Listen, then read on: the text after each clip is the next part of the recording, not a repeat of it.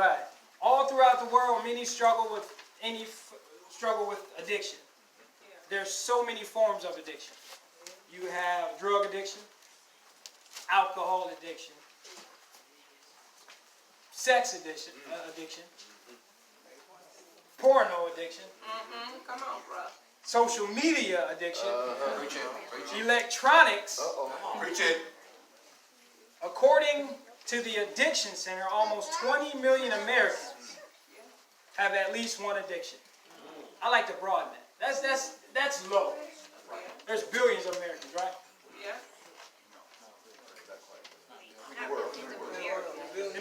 Well, let's broaden it then. In the world, everyone has some form of addiction. And here it says only 10% receive treatment. Yeah. So all those addictions that we named, the majority of them are in the church. Yes, they are. Amen. Majority are in the church. Yes, they are. The National Institute on Drug Abuse did research on opioid overdose. Yeah. And they did it by state. And guess which state has the highest use? No, they couldn't even find Indiana. They said Indiana's fine. They don't do opioids. The highest one is West Virginia. West Virginia has the highest at 49% death rate of opioid use. And this is why. The reason why is that because 81% of it is brought in through prescription drugs. Mercy. Believe it or not, there are some addictions, such as some good addictions. There are some good habits, such as traveling. That's a good habit. Exercise, knitting, poetry, reading, and other things that stimulate the mind, so that we can become better. There are some habits that are life-saving. This is what I said. There are some habits that are life-saving. Amen. Such as putting on your seatbelt. That's a habit, right? It should be a habit. Looking both ways before you cross the street. That should be a habit. Right? It's life-saving. Or the habit of studying the Bible first thing in the morning. That should be a habit, right? We went to my wife and I, our uncle had passed. And they were giving some powerful testimonies. And this is why I love those that keep it real in the church. Keep it real. And I praise God because now this brother he turned his life around and now he's a minister for the Lord. And his testimony is that, powerful testimony, but his testimony is that he was strung out on crack cocaine. And he went to his father and said, "Father, can I borrow your car? I'm going to look for a job, but I'm getting my life together." Father said, "I'll do anything for you, son. Take the vehicle. This is a nice car." He said, "I ain't go look for no job." He said, "I took that vehicle so I can go get my drugs." He said, "Now, I had $20. And I was down to my last rock and my last 20. What do I do, Lord? Do I take this last 20 to put gas in the car because it's empty? Or do I use this last 20 to get my rock to get me through the week?" See, guess what he did? See, so addictions make us do some extreme things, right?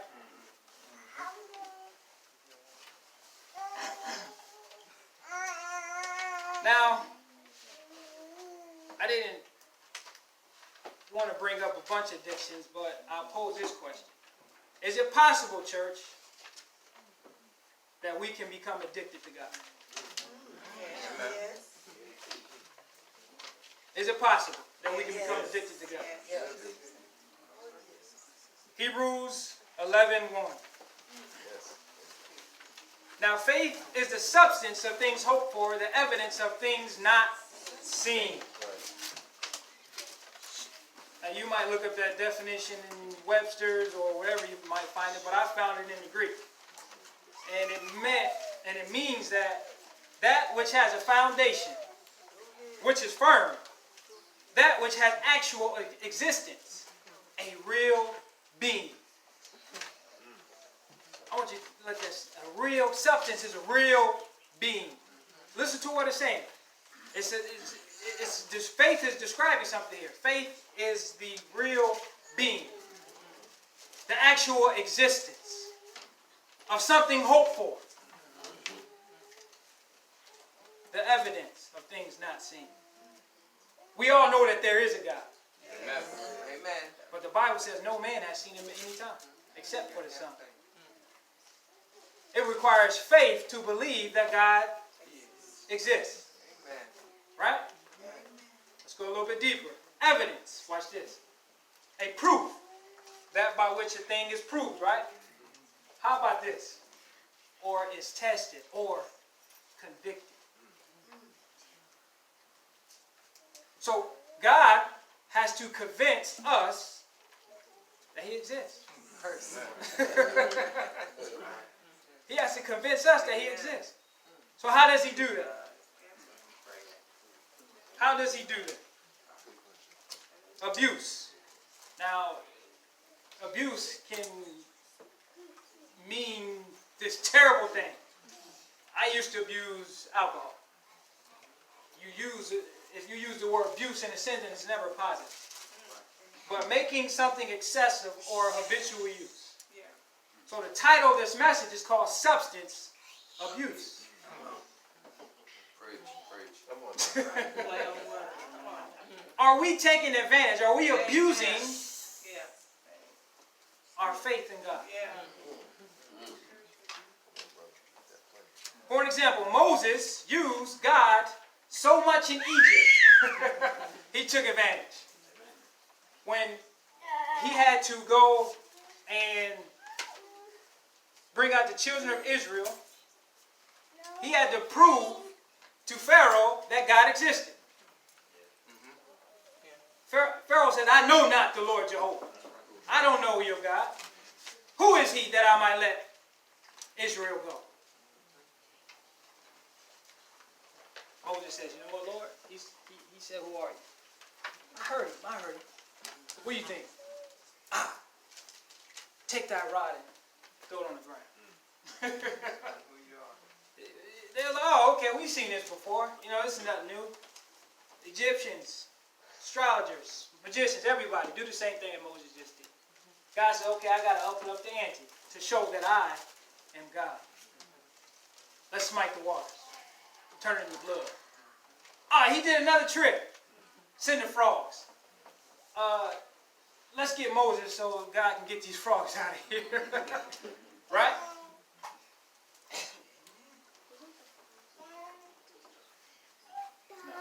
That's what I want to show you. That picture's powerful, man. Look at the electricity coming out of his robe. Man, that's powerful. All right. Back to it. Now, let's turn to 1 Samuel 17.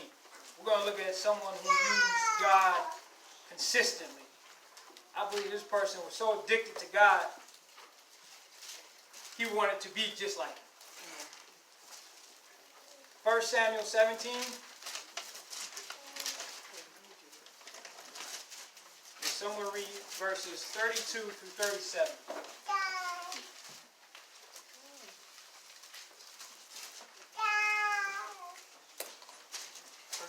And David said to Saul, 1 Samuel 17, I'm sorry. Yep. 32 through 37. And David said to Saul, let no man's heart fall because of him. Thy servant will go and fight with this Philistine. And Saul.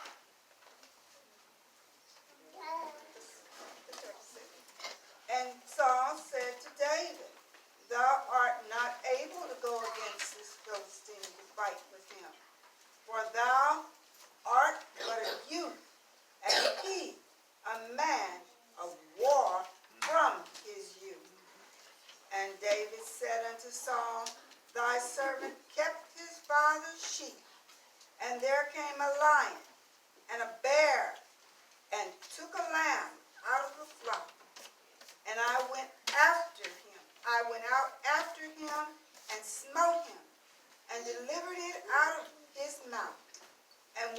arose against me, I caught him by his beard, and smote him, and slew him. Thy servant slew both the lion and the bear, and this uncircumcised Philistine shall be as one of them, seeing he hath defiled the armies of the living God. And David said, moreover, the Lord that delivered me out of the paw of the lion and out of the paw of the bear, he will deliver me out of the hand of this Philistine. And Saul said unto David, go, and the Lord be with thee. I believe David was addicted to God. Amen. He was so addicted to God, when the circumstance came for him to kill a lion, he didn't hesitate, because he knew that God was with him. He knew that God would deliver him. Same incidents with the bear. But here we see that the same situation is happening. David's in the same scenario. He's defying the living armies of God. Somebody do something. What are y'all standing there for? Somebody fight for God. Thanks, Lord. Somebody had to believe that there was a God in heaven. Someone had to see his power. That's right. Verse 40. And he took his staff in his hand and chose him 5 smooth stones out of the brook, and put them in the shepherd's bag, which he had, even in the scrip. And a sling was in his hand. And he drew near to the Philistine. And the Philistine came on David. The Philistine came on and drew near unto David. And the man that bare the shield went before him. And he went to the Philistine, looked about, and saw David. He disdained him, for he was but a youth, and ruddy, and of a fair countenance. And the Philistine said unto David, am I a dog, that thou comest to me with staves? And the Philistine cursed David by his gods. And the Philistine said to David, come to me, and I will give thy flesh unto the fowls of the air, and to the beasts of the field. Then David said to the Philistine, thou comest to me with the sword and a what? Spear. And with a what? Shield. But I come to thee in what? The name of the Lord of hosts. That's right. To the God of the armies of Israel, whom thou hast defied. So here, David is not equipped with the gear that Goliath has. But he knows that he can defeat him because he has God with him. Yes, amen. If you read this story, you read what King Saul said to David. He said, David, Goliath's been fighting from his youth on up, man. He's skilled at this. What have you been doing? You're a young boy.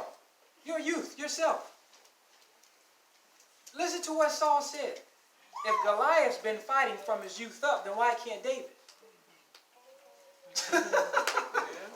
Then why can't David? Because Saul has no faith in David, and Saul had no faith in God. That's right. That's why God dethroned him. Yes. Go. Go ahead. Amen.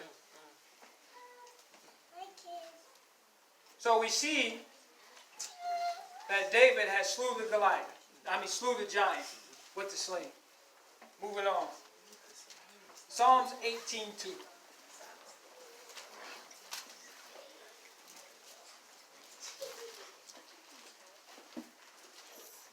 Psalms 18:2. Can someone read that, please? The Lord is my rock and my fortress and my deliverer, my God, my strength, in whom I will trust, my buckler and the horn of my salvation, and my high tower. What does that sound like, David? He's my everything. He's my all in all. Sometimes drugs can be your everything. Sometimes they can be your all in all. Sometimes they can be your best friends. Sometimes your habits. That's all you depend on. You're all in all. You go back to what you know. Here, David is saying the same thing. God is my all in all. Yes. I'm addicted to God. Proverbs 3:6. In all thy ways acknowledge him. And what? He will direct thy path. In all thy ways.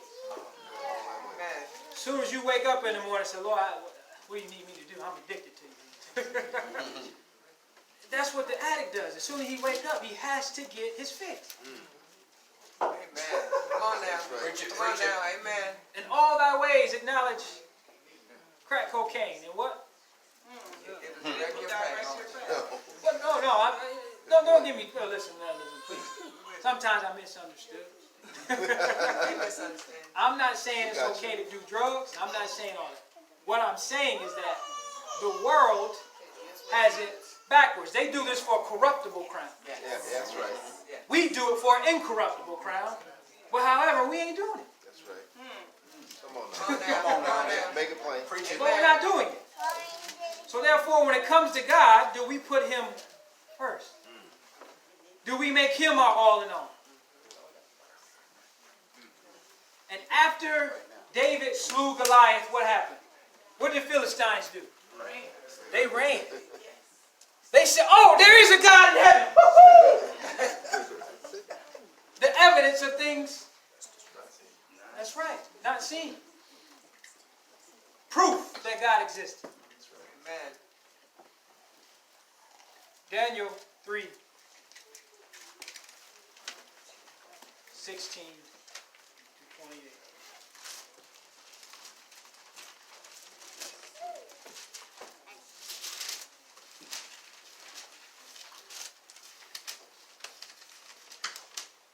Okay. Daniel 3, 16 to 28. It reads, Shadrach, Meshach, and Abednego answered and said to the king, O Nebuchadnezzar, we are not careful to answer thee in this matter. Now, we see that Shadrach, Meshach, and Abednego are in trouble because they did not bow down to the golden image that Nebuchadnezzar set up. So now they say, hold on, we want to be careful here how to answer. 17. If it be so, our God, whom we serve, is able to deliver us from the burning, fiery furnace, and he will deliver us out of thy hand, O king. But if not, be it known unto thee, O king, that we will not serve thy gods, nor worship the golden image which thou hast set up. Amen. So here we see that these three men are in trouble. And then they mention that God will deliver us. My question is, how did they know? Experience. Experience. So have they gone through this same test before? Yeah. Yes. That's right. Remember they were conquered in Babylon? What if these three men, we got these three men right here, Shadrach and Meshach, we're going to kill them. Daniel, we're going to kill them. They probably was in that same situation in Babylon. They was about to kill them, three young men. They said, we shall live. So here they practice it here. Oh, king, our God is able to deliver us from the fiery furnace. What did Nebuchadnezzar say after they were delivered? Blessed be the God of who? And I set up a decree. I set up a law saying all shall serve their God. That's right. See, faith.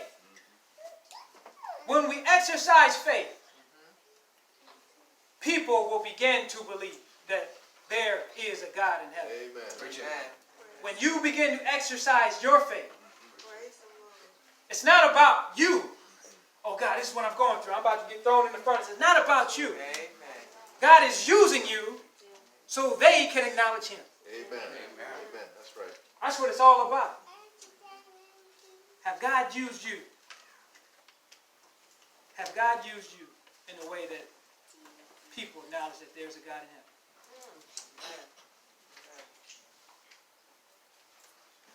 raise your hand. But if you think not, and if you know not, then that just means that you just need to become more addicted to God. You need to become more addicted. Preach it. Skeet says it all the time. He reads it through writings, but he counsels us to study the book of what? What is it? Nature. Yes. Come on, church. The book of nature. Why should we learn from the book of nature? God is there. God is there. Remember, he tells us in the Bible, consider the ant, thou sluggard. Consider the ant, lazy man. Consider the ant, slothful person. Consider the ant. Because you need to get up off your butt. Look at him. Look what he's doing. He prepares. Watch this, church. Preach it. Preach it. I don't know if you can hear it.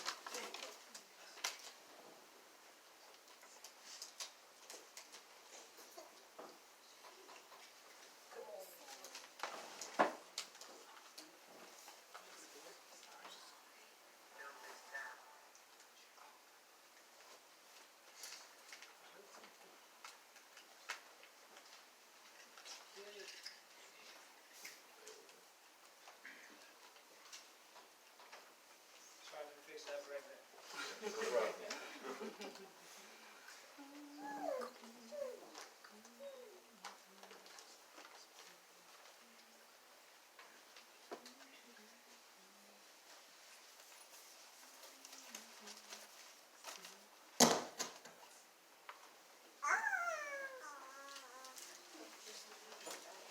All right, book of nature, book of nature. Watch this.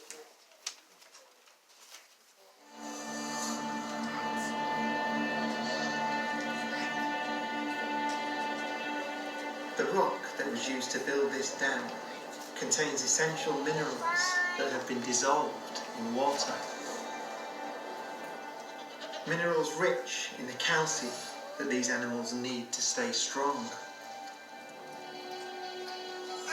And they'll scale a dam to get them.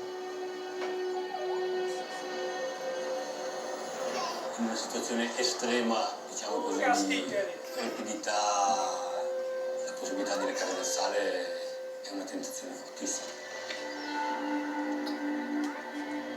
Without these salts and minerals, their bones won't grow, their nervous systems and muscles can't function. Movement and coordination can falter. Io ho abbastanza paura quando sono in situazioni molto ripide When I see a steep slope, I'm terrified. e guardo verso il basso, non sono di certo uno I'm stamattina. no ibex. In other words, I'm no goat.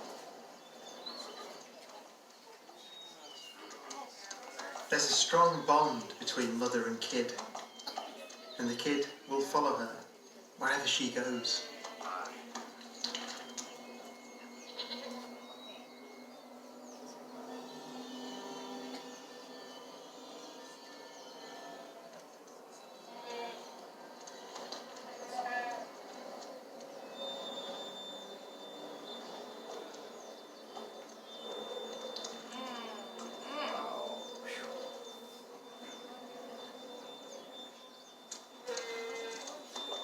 They trying to get to some salt.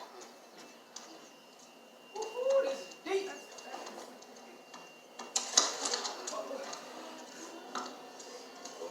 All that for some salt.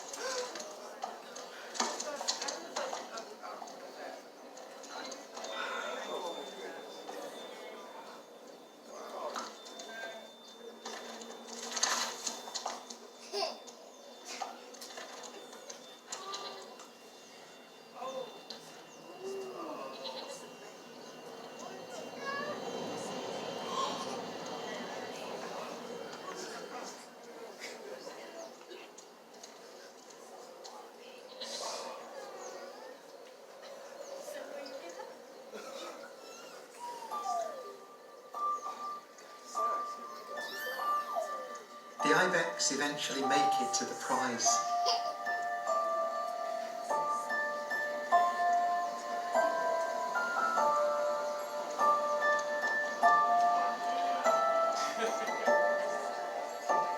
Salt from the earth dissolved in water, continues on its journey into their bodies.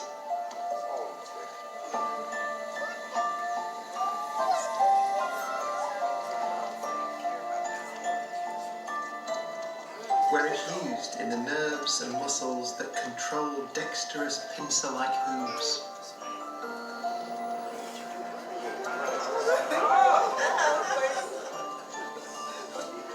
Vital ingredients Got what it carried needs, around happen. by a simple molecule with remarkable properties.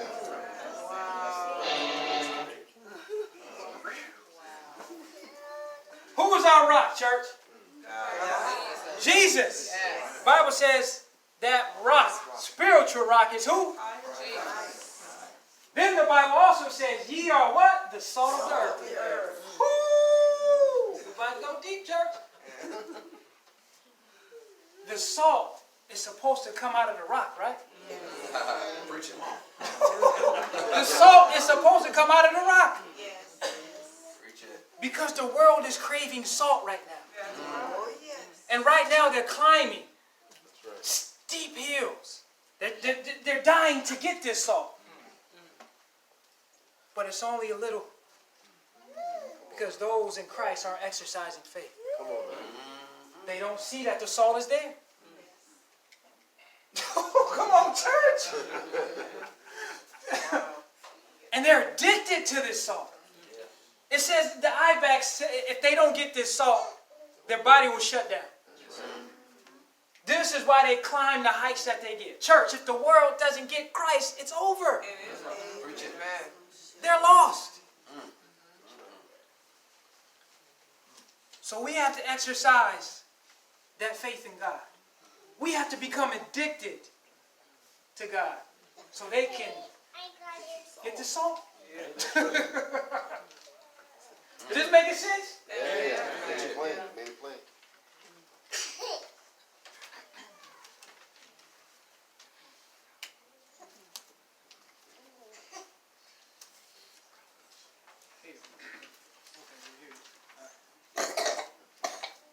James 2:18.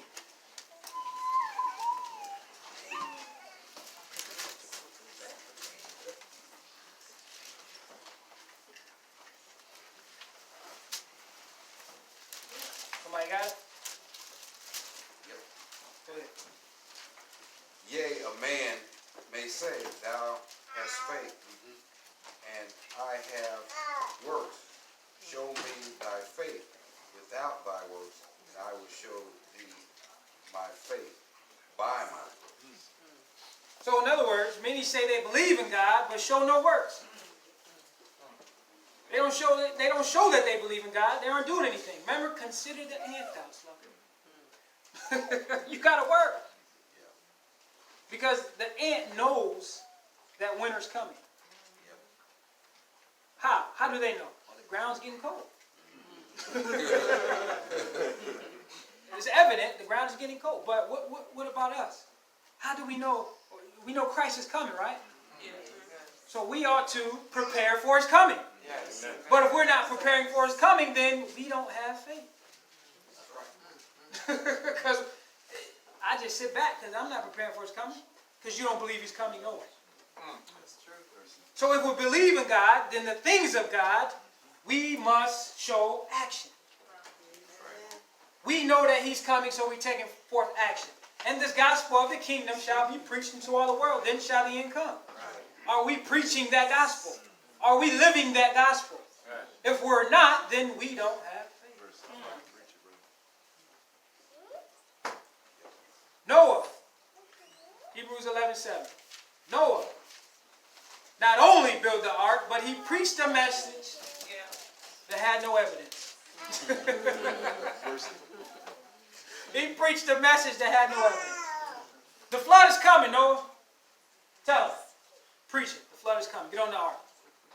Lord, are you sure that's what you want me to tell him?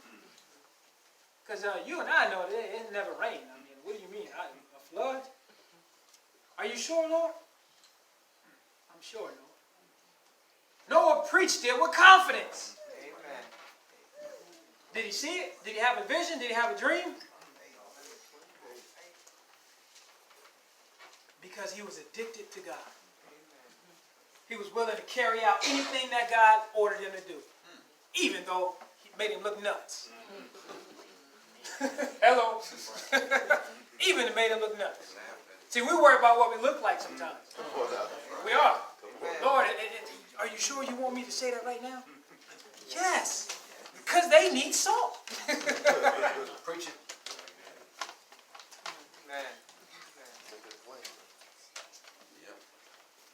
There are other good habits we can have as Christians, right? There's good habits we can have. You know, we can study the Bible. That's a great habit. We can preach. Wonderful habit. I mean, we can knock on doors. It's a wonderful habit. We can do that. Let's go to 1 Corinthians 16.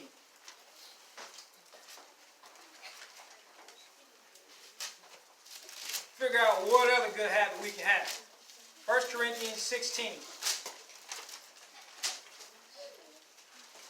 Watch this, church. 1 Corinthians 16, 15 through 18. You there? Amen. I beseech you, brethren, ye know the house of Stephanus, that it is the first fruits of, what's that? Okay. And that they have addicted themselves to the ministry of the saints. They did what? Why? That ye submit yourselves unto such, and to everyone that helpeth with us and laboreth. Yeah. I'm glad of the coming of Stephanus. I'm glad that he's here. I'm glad he's in the church. That's what he's saying. And who? Fortunate. And who?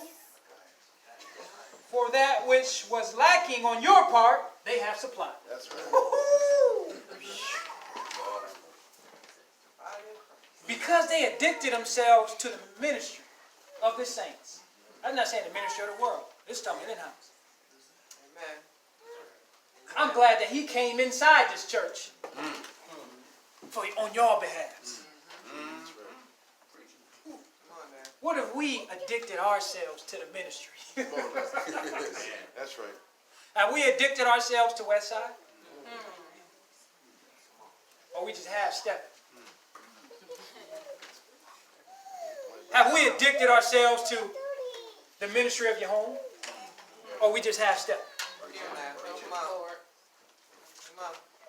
See, when you have an addiction, you're willing to go above and beyond. Yes. Amen. This man stole his father's car.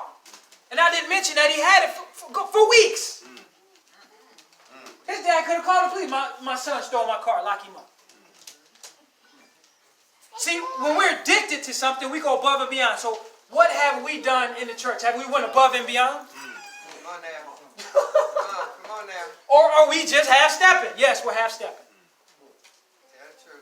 And I'm in that boat too.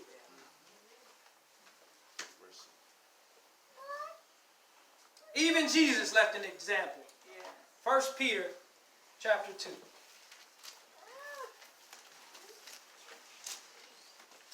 Jesus addicted himself to the ministry. Couldn't wait. Woke up, went to the mountain to pray, get some power, and just couldn't wait. As soon as he come off the mountain, what happened? Leopards met him. Oh, Jesus! Oh, Jesus! Jesus like, man, I just got off the mountain. Give me some time, man. He said, no. Heal us. Heal us of our leprosy. Go show yourself to the priest. Didn't even heal him. Didn't say you clean. Just go show yourself to the priest. It required faith for them to run to the priest. Looking at their leprosy. Oh, man, we still got it. Oh, man. They ran to the priest. Cut out. Lost the robe and everything. Just when they get there, what happened? They still got it? No. They're healed. It's the word of God, man. When we obey the word of God, look what happens. That's right. Oh, man. Somebody read 1 Peter chapter 2, and we're in verses 21 through 23. For even hereunto were ye called, because Christ also suffered for us, leaving us an example, that ye should follow his steps. And what are his steps? Who did no sin, neither was guile found in his mouth. When he was reviled not again. When he suffered, he threatened not, but committed himself to him that judgeth righteously. See, we missed that last part when we read this text. What did it say that he did? He committed himself to who? To him, to God, the Father, judges righteously. Jesus left an example of commitment. Amen. See, we skip that one, but we read the rest of it. He left an example of commitment. If you're committed to something, you have a habit. You become addicted. Jesus gave himself over to be used by God. He entrusted that God the Father would lead him in the right path of righteousness. You know how we know? Matthew chapter 4. Then Jesus was led up of the Spirit into the wilderness to be tempted of who? Woo-wee. God was leading Christ in an area where he needed to be led. This is where he needed to get victory. This happened right after baptism, by the way. After he was baptized, God says, okay, let me ask you a question. When was the last time you were led in the Spirit, in the wilderness, to be tempted of the devil? When was the last time? When did that happen? Don't tell me now, but just think about it. When were you led by the Spirit of God to be tempted of the devil? Oh, God, don't put me in a situation where I don't be tempted above and beyond. I can't handle it. That's a text we thought to use, right? Nope. 10:13, come on. That has nothing to do with the Spirit of God leading you to show you your character flaws. To show you who you really are. Just because you sit in the pew, just because you do all these other things for God, don't mean anything. We still have some things that we have to get out of us. And he has to lead us to be tempted of the devil.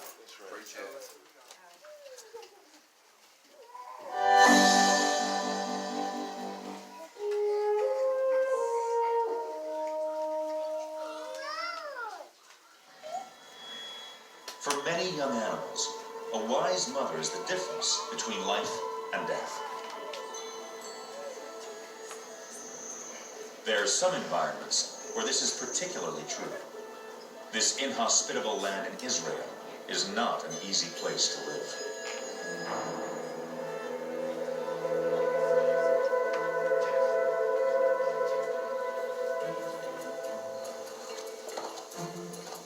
Up here, your footing needs to be firm, and a head for heights is essential. Meet the ibex. Same goat, right?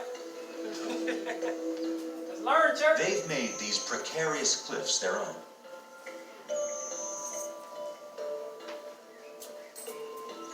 But for these newborn ibex kids, this rocky wilderness makes for a nerve-wracking nursery.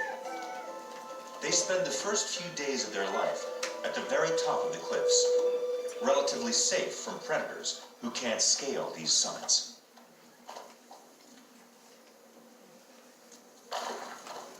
However, at less than a week old, they must leave their playtime plateaus. Less than a week old. Haven't even had enough time to develop. They will attempt their first descent of these terrifying rock walls. Their mother needs to find food.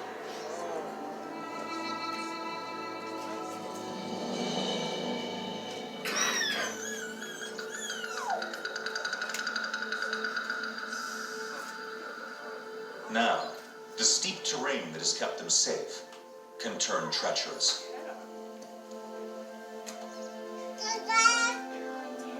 Their mother leads the way.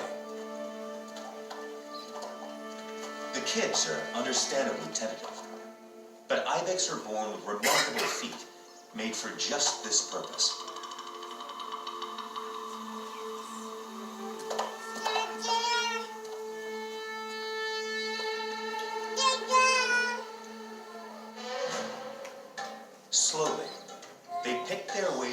sheer rock faces with cleft feet that spread wide, exposing rubbery pads that grip the rock.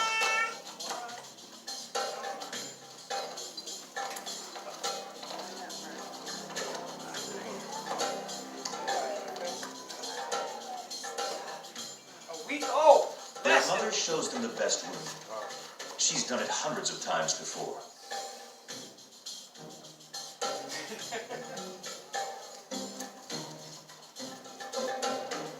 Gradually, the kids start to get the hang of it, but they need to focus. One slip could be their last. You gotta jump.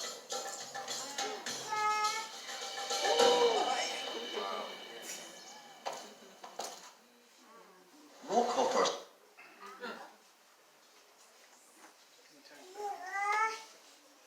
Less than a week old.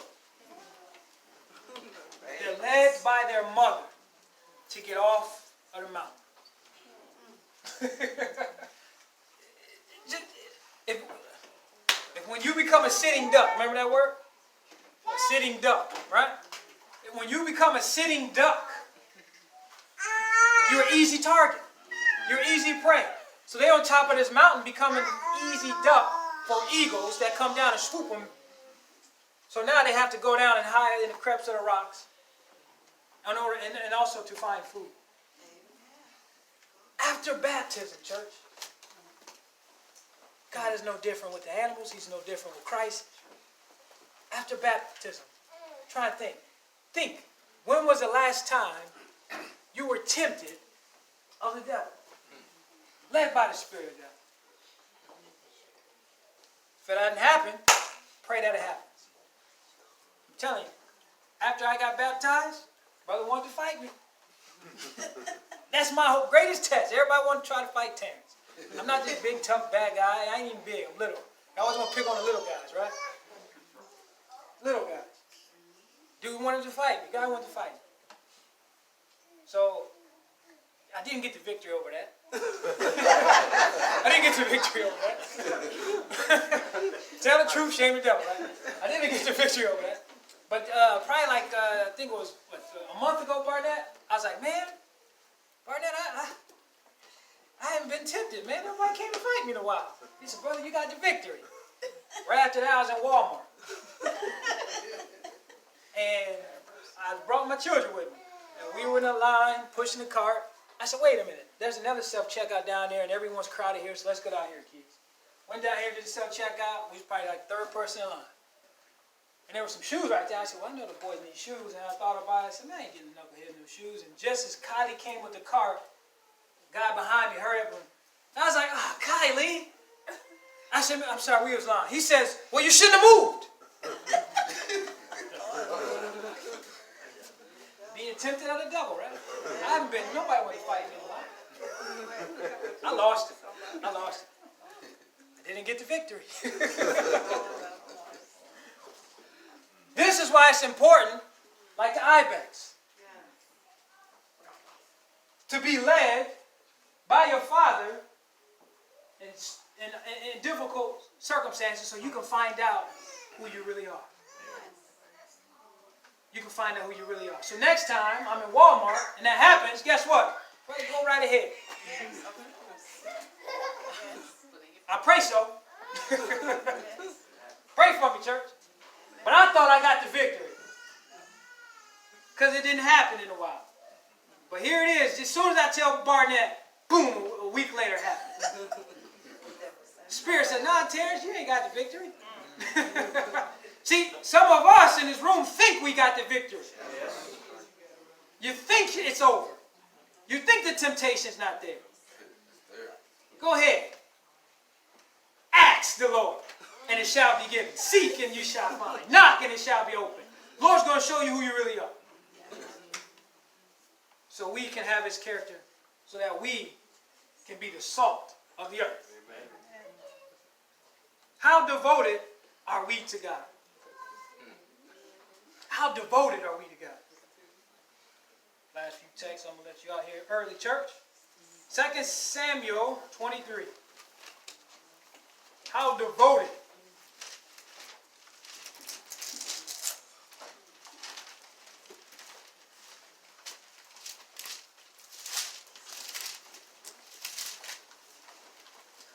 verses 13 through 17 says, "And 3 of the 30 chief went down and came to David in the harvest time unto the cave of Adullam. And the troop of the Philistines pitched in the valley of Rephaim. And David was then in an hold, and the garrison of the Philistines was then in Bethlehem." So here, anyway, it's saying that David was trapped by a bunch of Philistines. He was surrounded by them. He was in a garrison. In other words, he was like in the cave. Stranded. Couldn't go nowhere because they were going to kill him. They were looking for David. And David longed and said, "Oh, that one would give me a drink of the water of the well of Bethlehem, which is by the gate." David wanted a drink of water where the Philistines were. Oh, man, I'm so thirsty, man. Look, sorry, David, I got my water. David was thirsty. In the cave, sweating. Oh, man, I want to drink water from that. And watch this. 16.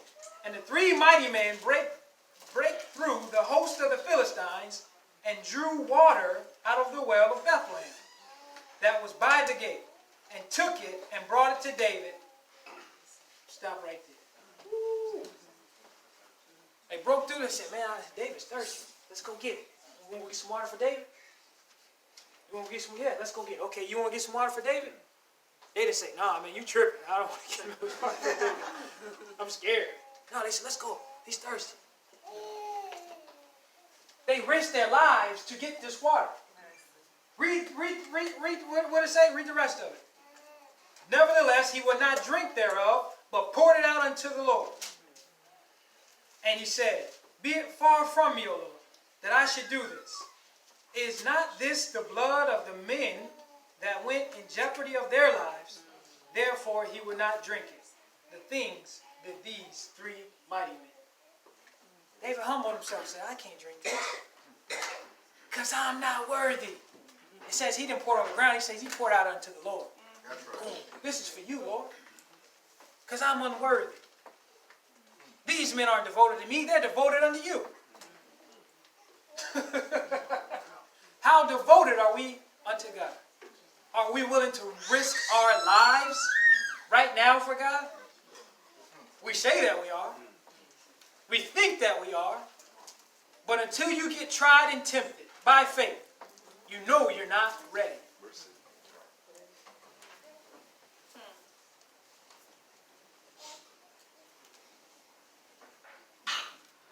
Who's this guy right here? 2 Kings 5.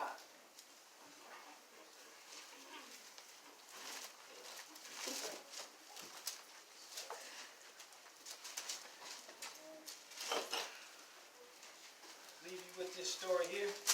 2 Kings chapter 5.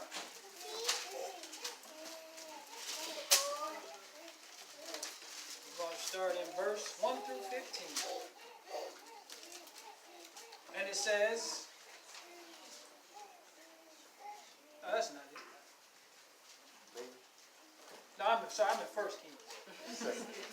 Yeah, that's right. All right. "Now Naaman, captain of the host of the king of Syria, was a great man with his master and honorable, because by him the Lord had given deliverance unto Syria. He was also a mighty man in valor, but he was a" what? A leper. "And the Syrians had gone out by companies and had brought away captive out of the land of Israel a little maid. And she waited unto Naaman's wife. And she said unto her mistress, Would God, my Lord, were with the prophet that is in Samaria, for he would recover him of his leprosy." How did she know that? Faith. Or did she hear about the mighty works of Elijah? See, this is like Christ in his day. They heard of the mighty works of Christ. It just took faith for you to go to him. You never saw these things be done. Oh man, he just raised Lazarus. Oh man, he just healed him. You should have been there. Nah, man, that's just small talk, man. But until you got sick, oh, it was on. Man, where's Jesus at? Where's Jesus?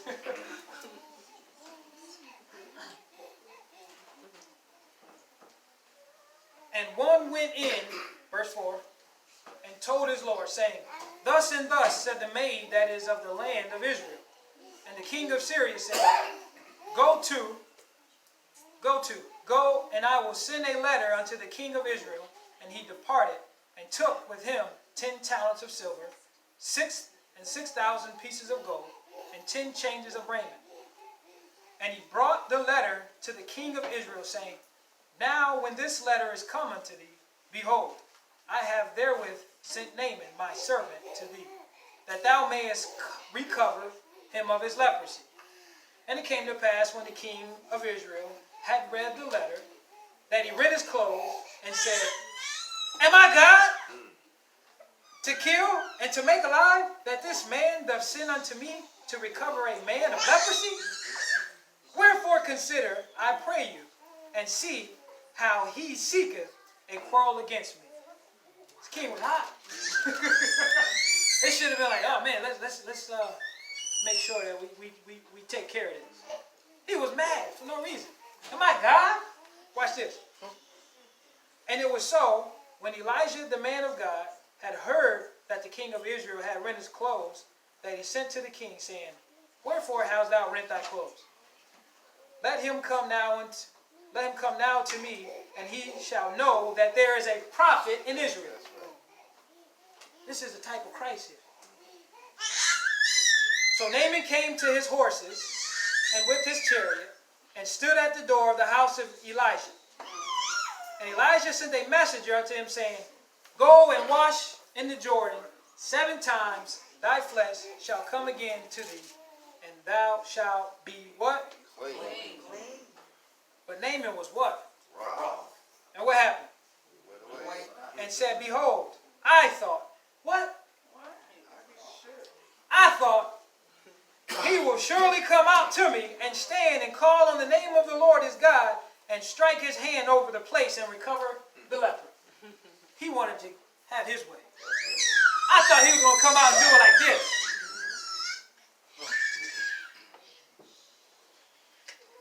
Verse 12. Are not, what is that? Abana? The rivers of Damascus better than all the waters of Israel. Watch this. May I wash not in them and be clean? So he turned and went away in rage. He was upset. Is this faith?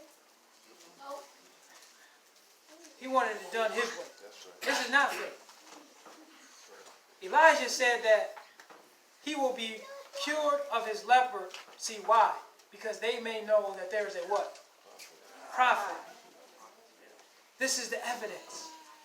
Proof. But he has to go through it. And the servants came near and spake unto him and said, My father is the prophet. My father, if the prophet had bid thee do some great thing, wilt thou now have done it?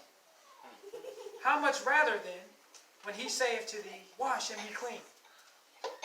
Then went he down and dipped himself 7 times in the Jordan, according to the saying of the man of God. And his flesh came again like unto the flesh of a little child, and he was clean. I'm going to stop right here. This is so deep.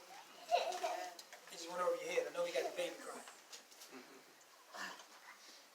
He told him to dip where? In the Jordan. After he dipped, what happened?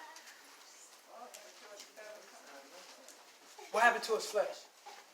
Like a baby's flesh. He became born again.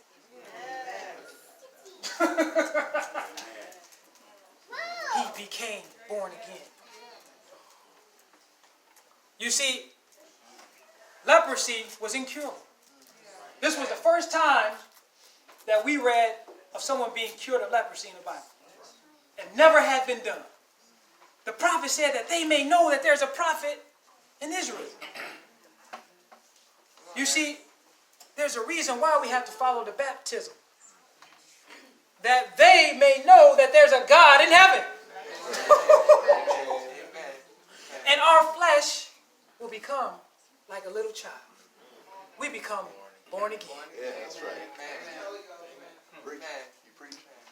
You have to get immersed by faith, church. You don't get baptized because your cousin asks you. You don't get baptized because the pastor says do it. You have to be seen, or you have to know that you have leprosy. You have to know that you are incurable. And when someone tells you to go get baptized because you're a sinner, oh man, why I gotta get baptized? The church trying to make me get baptized. They always go, no man, they get baptized. No. That they may know that there's a God in heaven. That's right. Elijah was addicted to God. Amen. He knew what God was doing. That's right. This is the first baptism we see. That cleaned him of sin, transgression. Then he becomes